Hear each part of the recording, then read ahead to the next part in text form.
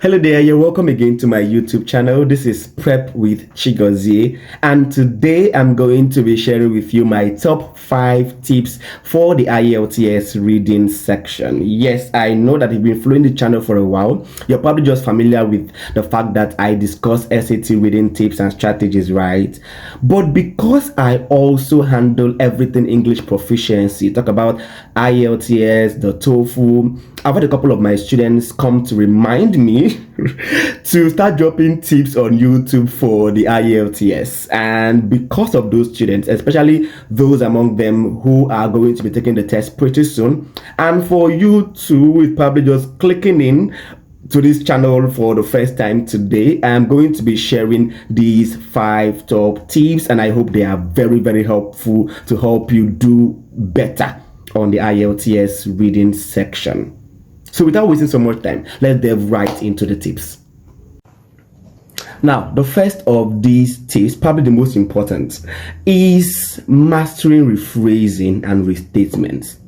Now, as opposed to what you might be thinking, the IELTS reading section isn't testing comprehension skills. It's not testing your ability to read, understand, and provide a summary.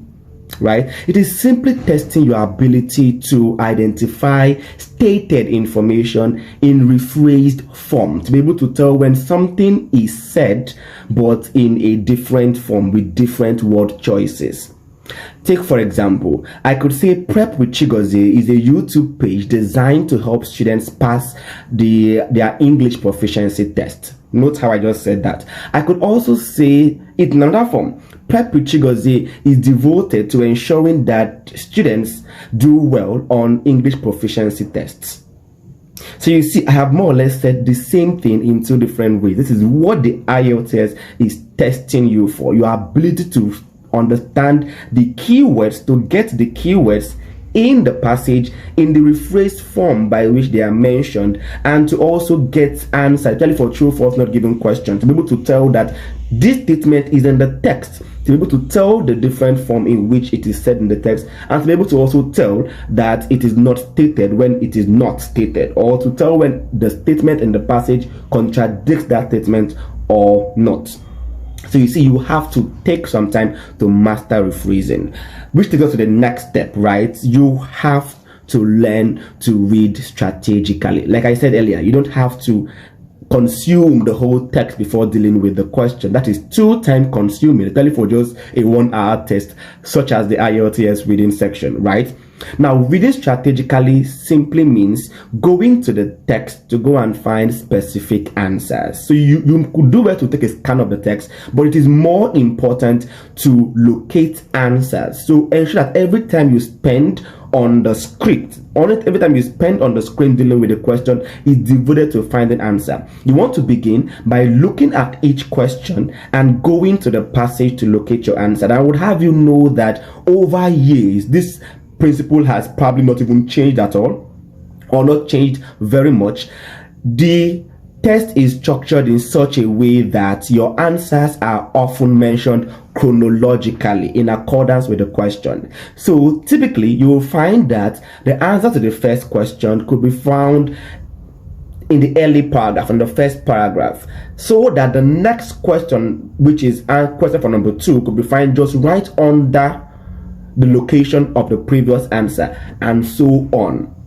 Although this principle is not cast in stone, because sometimes you could find that I can't find the first answer in the first paragraph, the first question in the first paragraph, which will take you to the second paragraph. It then means that the second question will require you to search around the second paragraph still for your answer. But then remember that first paragraph from which you have not gotten any answer so far. Let's say you walk through the first 5 questions and you got your answer from paragraphs 2 and 3. That first paragraph is not entirely useless. You could need that first paragraph in dealing with one particular question, which takes us to the next step, which is to begin the text by taking a scan of the question as well as the passage and simply identifying key words. Right? So, like I said earlier, some question types, since you have one passage and you have about 2 to 3 question types devoted to that passage alone. You could have that one particular question type, or the answers for that question type could be found in one paragraph. So scanning the questions first could let you know that, oh, for this set of questions, my answer could come from this particular paragraph. So you want to take a scan of the question, understand the keywords in the question, and of course take a scan of the passage to identify where you could find most of your answers for a particular question type. The next step, do not spend unproductive time on one question. A lot of students, from my experience teaching students physically and online, spend too much time trying to find the answer for one question, and it will make them read about 2-3 paragraphs. That is too time consuming. You end up not even answering easier questions. So how do you surmount this issue? Skip that question that is giving you some more time. So if you're working chronologically, like I advised in the second tip, if you started out working through the first paragraph for your answers and you got the first answer from the first paragraph in the first sentence, and you're looking for the next answer, second question, right? You could not find it around the same location as the first. You could find the third and the fourth in that paragraph, very possible, right? So you want to move on to the next, especially when you have some more details in that particular paragraph. Rather than jumping that paragraph and going to the next paragraph to go and look for one answer, see whether you can find the other questions, the answer to the other questions around the same location you found the first, than spending so much time looking for one from that paragraph. Now, my final tip, my fifth tip, and this tip would essentially even help your ability to rephrase and understand restatements. Master true, false, not given. Take a lot of time dealing with this question. It is not just the most technical question, but it's also a question type that, when you understand well enough, could help you deal with the others quite easily. When a statement is true, it simply means that you can find it rephrased in the passage.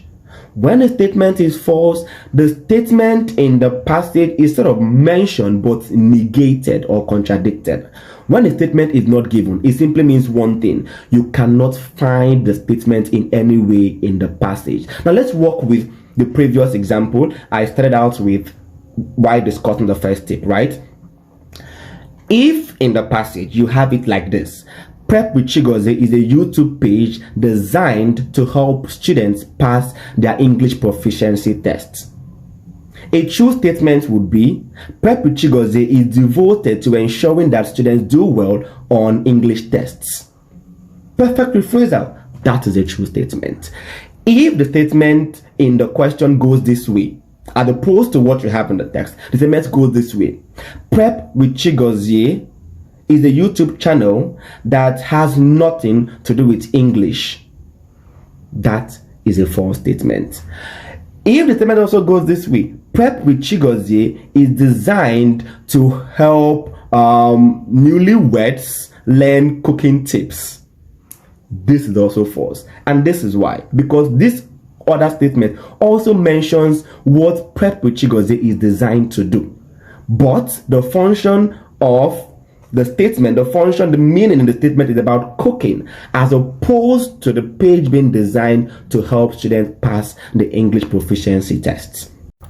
However, if the statement given in the question goes this way: Prep with Chigozie is owned by Chigozie Nwokoji, this statement is obviously not given. Remember, the statement we have in the mock test we produced is that Prep with Chigozie is a YouTube channel designed to help students pass the IELTS, their English proficiency test rather.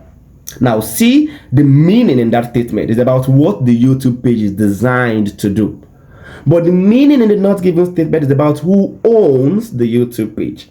Now, those are my 5 top tips on the reading section of the IELTS. But then in a subsequent video, I'm going to be discussing these tips in detail, taking a walk through a sample IELTS actual reading question, right? So if you want to be notified when that comes up, you want to leave a subscription, and feel free to engage this page by means of liking and just dropping a comment, just so I am encouraged, and of course know what else you want me to discuss moving forward on this playlist. Until we meet again in that video, I hope that you're practicing well enough, and then I hope this was very helpful. See you again in the next video. Thank you.